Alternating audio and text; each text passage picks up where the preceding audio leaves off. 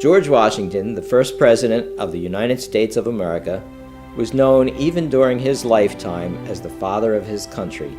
Born February 22, 1732 in Virginia, Washington was a natural leader, instrumental in creating a united nation out of a conglomeration of struggling colonies and territories. General Washington's first military experience came during the French and Indian War, a conflict between the colonies of British America and New France, which eventually escalated into the intercontinental conflict known as the French and Indian War. This war gave the future president valuable exposure to British military tactics that proved invaluable in the American Revolution to come and honed Washington's natural leadership skills.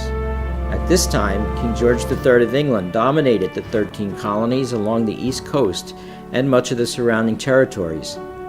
Colonists began to want their freedom and to live with a set of rules based on democracy, not under the rule of a faraway king.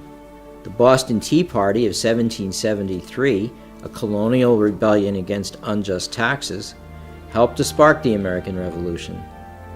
Washington led and encouraged his inexperienced armies against the British forces for 8 years until the colonies won their independence.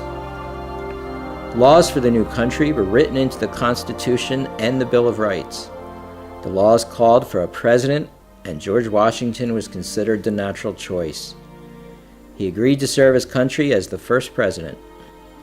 The trip from Mount Vernon, his family home in Virginia, to New York City, then the capital of the United States, took him a week. All along the way, people waited eagerly to glimpse the Revolutionary War general and their first president.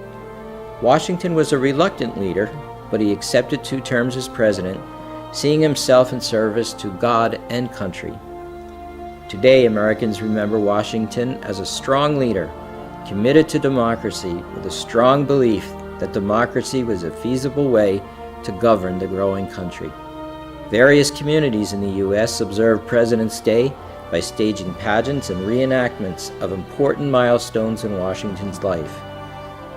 Although Washington's birthday is actually on February 22nd, the former President and General is honored on President's Day along with Abraham Lincoln, who was also born in February.